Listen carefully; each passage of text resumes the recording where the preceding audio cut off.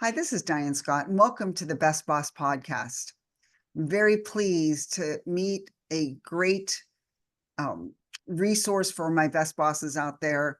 For over 15 years, Josh Levine has been teaching, talking, and writing about the power of company culture. He is the founder and principal of Great Mondays that actually works with a range of companies, including hypergrowth tech companies, startups, to nonprofits and teaching organizations. He's recognized with his expertise in culture and brand and strategy, and is the host of the Great Mondays podcast and radio. Did I get that right, Josh? Or Great is it Mondays Radio. Great Mondays Radio, and a book also called Great Mondays? Welcome to the podcast, Josh. Yay. Thanks, Diane. I appreciate you having me on. Thanks so much. Hey, to start, tell me about how you got to Great Mondays. Like, how did this all start? Um, for years at the beginning of my career, I worked as a brand strategist and there were a few kind of drivers of this genesis, some of which is, a economic housing crisis, right? The global collapse. I had the opportunity or the good fortune of leaving a company right when that happened. So I didn't have I didn't have a job to go to. Wasn't able to get a job. No one was hiring. So I had to do it myself. I had to figure out what I wanted to do. And I think that's a common term. That's a common theme, right? Where a lot of startups or a lot of people start businesses during downturns. So that was one impetus. But the other, when I was in that state, what I realized was that I had spent 10 years helping organizations create Mm. brand promises they could not deliver on. Oh, And so I really started to think about, how do I help these organizations understand that there is an additional audience for their story and their brand. And that led me to thinking about the folks on the inside and how we can make big changes internally. And I didn't know it was called culture at that point, but eventually I kind of found my way in and was really taken by this lack of focus on this what I saw as a big opportunity, and what I continue to try to get out and share with people, which is company culture is extremely powerful. It's a rigorous business tool that can improve bottom lines and people's lives. mm. It's interesting because the Best Boss podcast talks about the importance of um, leaders who prioritize their people as a means to outcomes. How, what advice would you give to people who are trying to influence, change, or improve their company culture, or maybe even establish it? Right. Well, I mean, the first thing is I think it's a shift in paradigm shift, if I could. Yeah. And that is that you can't think of your humans as resources. We are Yeah. stuck in a machine era mindset where our businesses are organized in a way that, if we don't think about it critically, they will naturally kind of align in a assembly line, right? We think about the people as cogs in a machine, quote unquote. Mhm. And what we need to understand, and what is becoming an imperative in our hyper growth, fragile, incredibly difficult world and business environment, is that we will only survive if we empower those people to be able to do what they do best, to give them the guidance and then allow them to do their best work. Hmm. And the second piece of this, I wanted the second shift in mindset, is that I want people to begin to understand that these humans are showing up not just for money.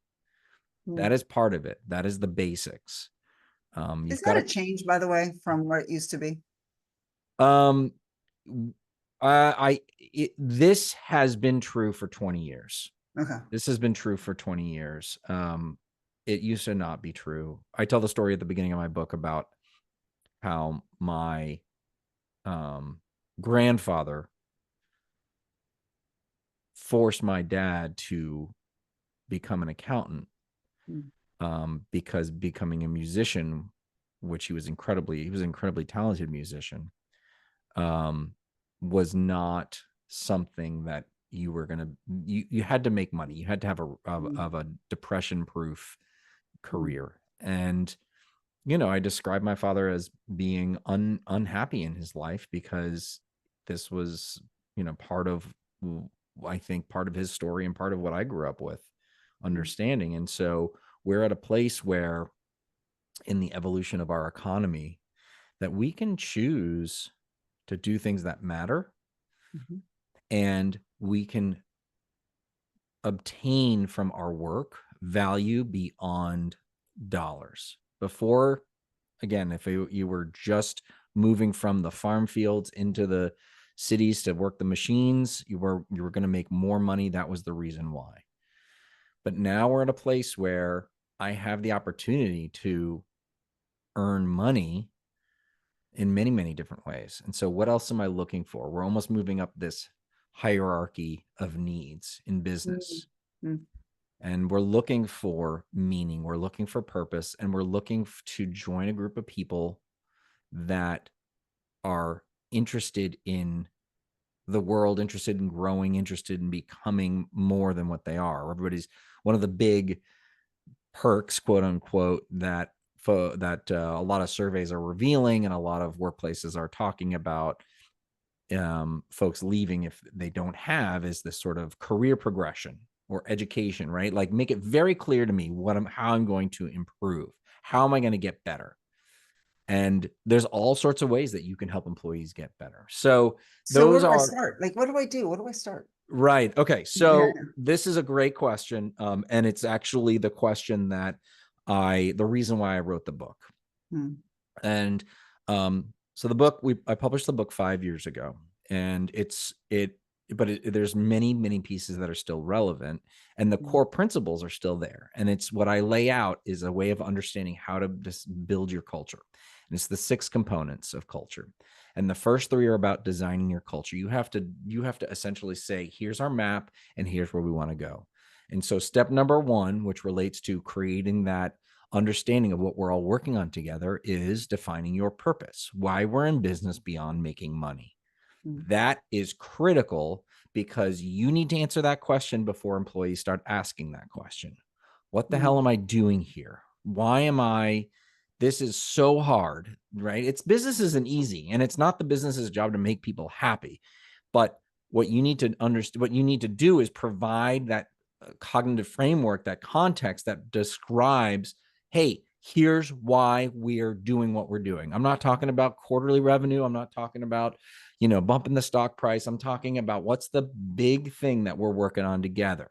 And that is going to help set the stage for the kind of culture that you want to build. mm, And one other piece that I want to get out here up front is we need to define what culture is. And this is mm, any session that I lead with executives, or when I give a talk, I always start with the definition of culture. And my definition is the cause and effect of every decision that you make. The cause and effect of every decision that you make. And that premise, that big and small choices are being made, the business is human choices. I don't care how many algorithms you're running. Business is human choices. That is why culture is important. You are setting people up, and I'll go right back to the very first thing I said, to make better decisions without someone over them saying, do this, do that. They're not tools. They're humans, and they can make good decisions when given the right context. oh, that's super powerful. And it's actually a huge part of the premise of The Best Boss. And when I ask people who is the best boss you ever had, they describe almost verbatim what you just said. Huh, You that's know, interesting. it's a huge part. I mean, there's other things too, which we're working on the research behind that, but that culture seems so elusive to leaders.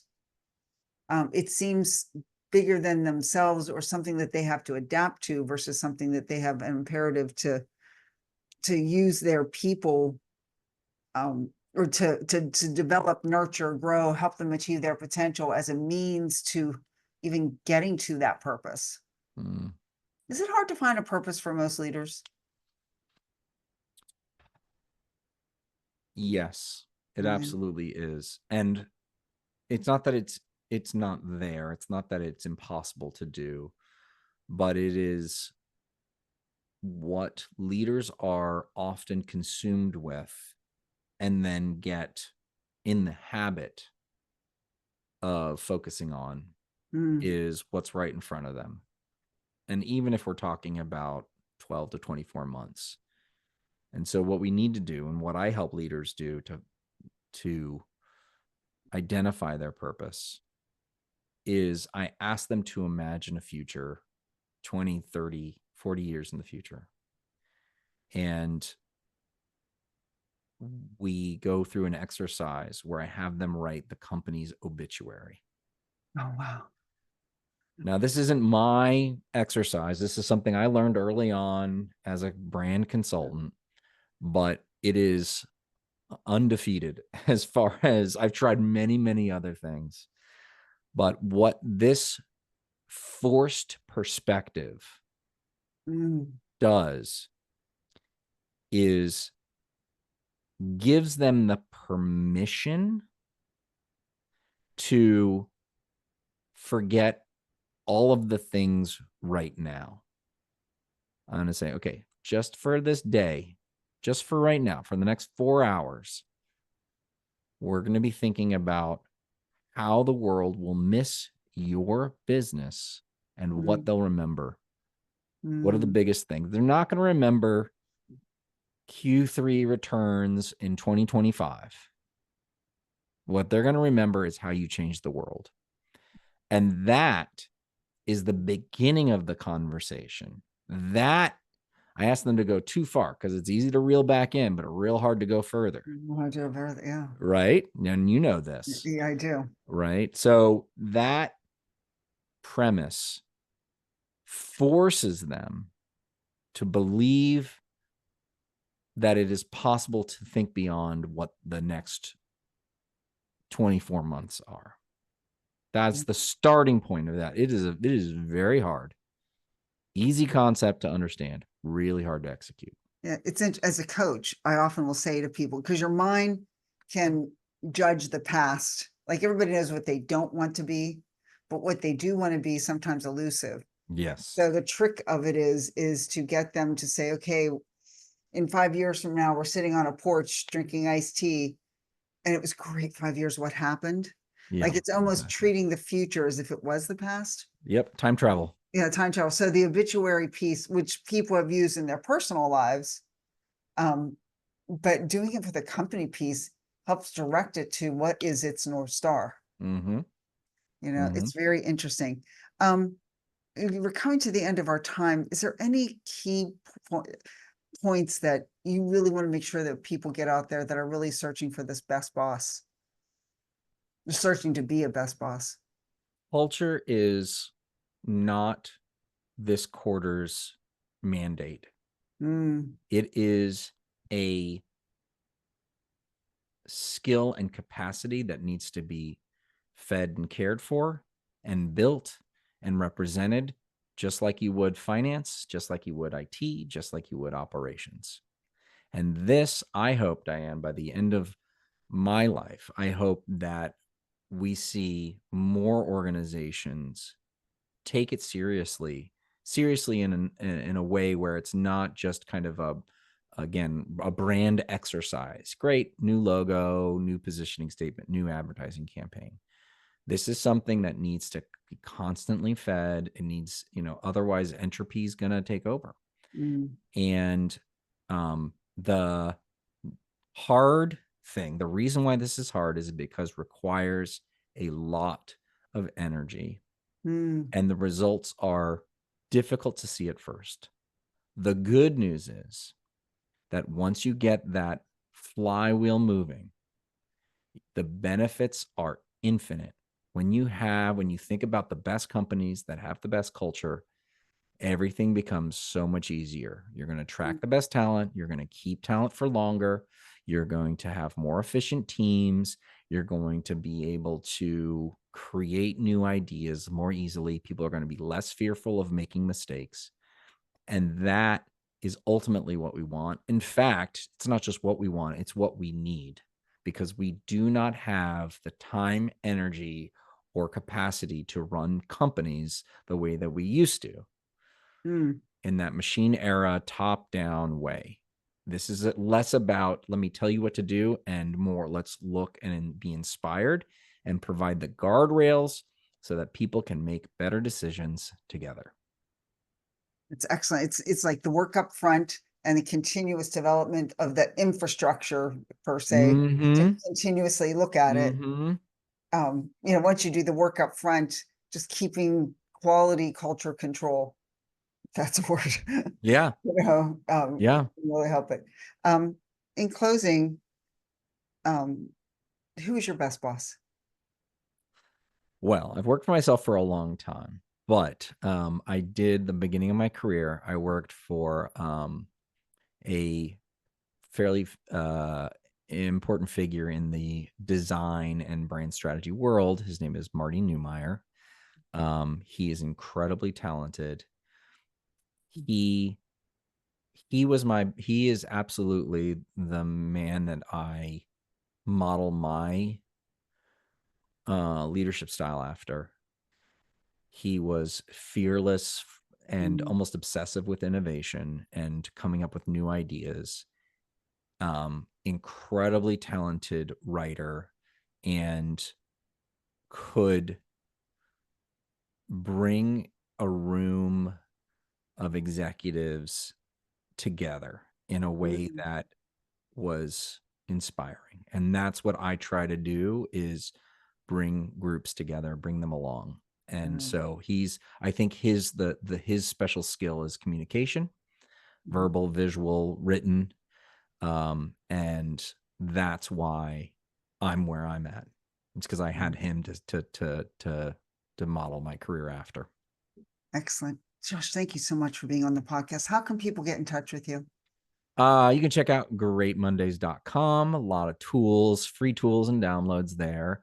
Um, and I would love if you could check out Great Mondays Radio, my podcast. You can find it Sure anywhere thing. that you get, where fine podcasts are sold or streamed. And we just launched our 100th episode, and Excellent. Yeah. Diane loves it, and That's Joe too. it is a great way to get started listening. There's a lot of great content there. Great Mondays Radio is all about candid conversations with culture leaders, and we touch all sorts of different topics. And I learn so much from every one of my guests, and I'm hoping that that moves the needle to Uh, help more people believe in the power of company culture. Thank you so much, Josh Levine.